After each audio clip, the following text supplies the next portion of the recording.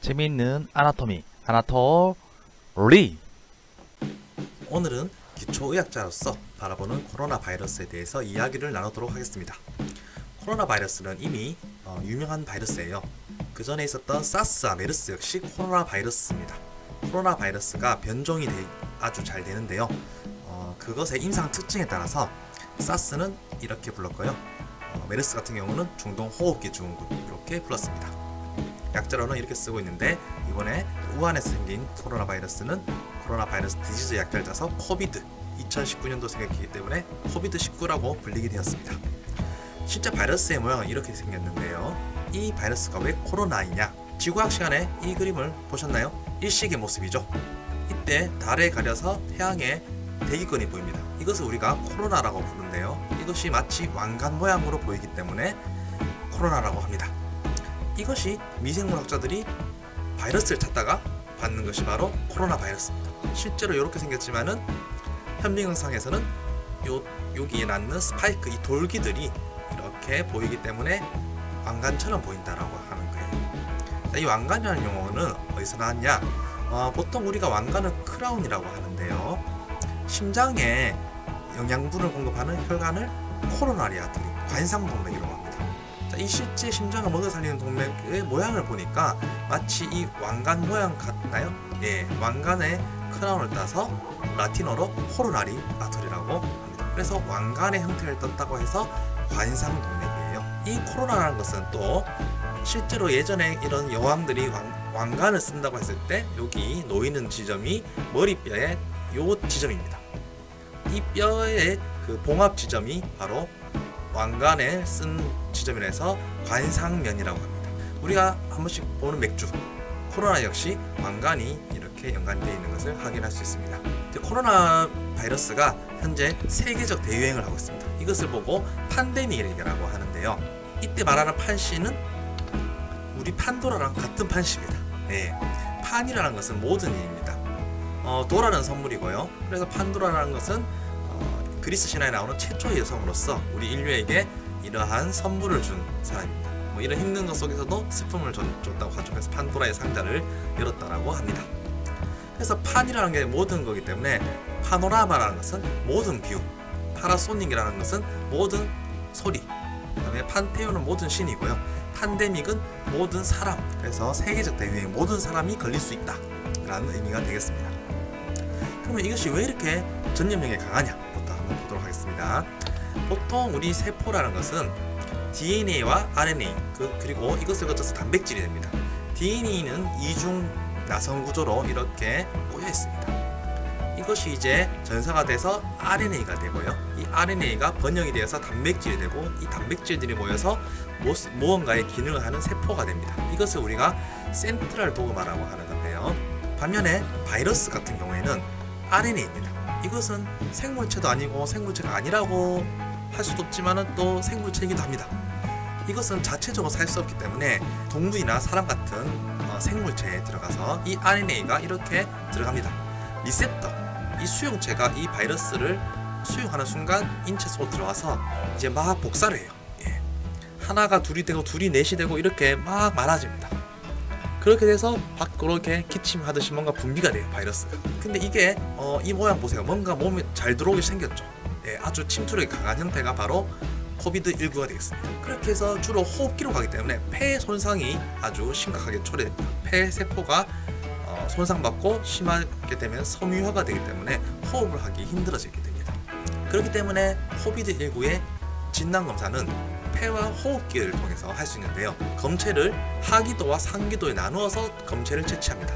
상기도란 것은 코를 비롯한 인두 부위, 후두 부위까지 얘기하기 때문에 이렇게 쉽게 접근을 할 수 있는 반면에 하기도는 가래, 이 폐 깊은 폐 속의 세포를 말하는 겁니다. 그래서 이것을 얻기 위해서는 기침, 가래를 해가지고 폐 안에 있는 그 세포를 나오게 해야 돼요. 그래서 이렇게 해서 채취를 합니다. 반면에 상기도 같은 경우에는 이렇게 그것을 채취하는데, 구인두는 입안이기 때문에 쉽게 할 수 있어요. 반면에 코인두 같은 경우에는 아주 깊은 데까지 넣어야 되기 때문에 살짝 힘이 듭니다. 채취한 나온 DNA를 이렇게 PCR을 한다는 건데, PCR이라는 것은 우리가 이제 유전 정보를 가지고 있죠. 이렇게 이것을 일부분으로 증폭시키는 거예요. 그래서 이중 나선의 DNA를 이렇게 분리한 후에 일정 특정 부위를 프라임을 붙여서 증폭을 합니다. 이것을 수십 번 반복하면은 특정 부위가 증폭이 되는데요. 이전에 이런 연구를 통해 가지고 이미 다양한 코로나 바이러스의 유전 정보를 저희는 가지고 있습니다. 보시면은 다양한 코로나 바이러스들이 비슷한 유전 형태를 가지고 있지만은 조금씩 달라요. 그 작은 형태의 차이가 코로나 바이러스를 진화시키고 있습니다. 이번에 우한 코로나 바이러스 코비드19 같은 경우에는 특정 유전자 부위가 바로 RDRP, 이런 유전자가 특징이 있습니다. 그래서 현재 승인된 진단 키트들은 주로 이 유전자들을 PCR하여 진단 확인을 하고 있습니다. 이 시즌 같은 경우에 지금 최근 코로나 진단 키트를 위해서 다른 것은 하지 않겠다라고 말했는데요. 유명한 것은 자궁경부암 발견을 하는 일을 많이 하고 있기 때문입니다. 이거와 같이 암에서 이 바이러스가 있는지 없는지 여부를 이 PCR 통해 가지고 이렇게 있으면 이렇게 양성 반응이 이렇게 라인이 밴드가 뜹니다. 반면에 음성인 경우 밴드가 이렇게 PCR에서 발견되지 않는, 증폭이 되지 않는 거예요. 저 역시 이와 비슷한 연구로 이렇게 피부의 양성 종양에서 이 바이러스를 검출해 보았습니다. 이런 연구를 해봤는데요. 보다시피 이렇게 시젠의 이 PCR 키트를 이용해서 확인을 해본 결과 파지티브 컨트롤, 이 바이러스가 있는 데서는 당연히 컨트롤에서 이렇게 휴먼 파필로마 바이러스 16번과 18번이 발견이 되었습니다. 반면에 이 양성 종양에서 피부 종양에서는 발견이 되지 않았다라는 연구를 이렇게 했던 논문을 썼습니다. 하지만 이 진단이라는 것은 정확해야 됩니다. 그렇기 때문에 정확한 진단 기준을 가지고 있어야 되는데요. PCR이라는 것을 하면은 이렇게 한 번의 사이클에 이중 구조였던 나선이었던 DNA가 이렇게 풀리고 그것이 2개로 증폭됩니다. 한 번 더 사이클을 하면은 2의 인승 4개가 되고요. 한 번 더 하면 8개, 2의 인승으로 증가하는 것을 알 수 있습니다. 그러면 처음부터 이 바이러스가 많이 가지고 있었으면은 여러 번 사이클이 가지가 않아도 어느 정도 이상의 이것을 이제 역치값이라고 합니다. CT 값이라고 하는데 이 역치값에 다다르게 될 것입니다. 반면에 양이 적으면은 35사이클 이상 PCR을 해도 역치값에 다다르지 않습니다. 그렇기 때문에 35보다 낮은 경우 바이러스 양성을 의미하게 됩니다. 코로나 바이러스에 감염되면은 우리 몸에서 면역작용이 일어납니다. 모든 염증 반응에는 면역세포가 작용을 합니다. 그때 분비되는 세포가 사이토카인이라고 하는데요. 사이토라는 것은 세포, 카인은 간다, 움직인다는 뜻이에요. 그래서 세포 사이에 신호전달 물질을 얘기하는 것으로서 주로 면역세포들을 분비를 합니다. 코로나 바이러스로 인해서 사이토카인들이 너무 많이 나오는 거예요.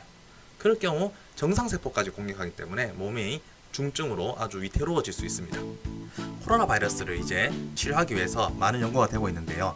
의학 검색 사이트인 펀메드에 가보시면은 그 홈페이지 대문에 이렇게 코로나 바이러스에 대한 정보가 이렇게 있고요.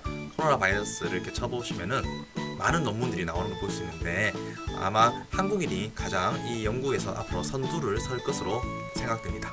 또한 브릭이라고 이제 의학 그리고 생물학에 대한 연구를 하는 연구자들의 모임이 있는데요. 여기에도 보면은 많은 코로나 관련된 얘기들을 하면서 빨리 코로나 바이러스를 잡기 위해서 많은 사람들이 노력하고 있습니다. 그리고 무엇보다 대구의 코로나 사태가 심각한데요. 대구 동산병원에 많은 선후배 의사들이 그리고 간호사 선생님들 그 외에 여러 의료 관계자분들이 고생을 하고 계십니다. 정말 건강하시길 바라고요. 감사드립니다.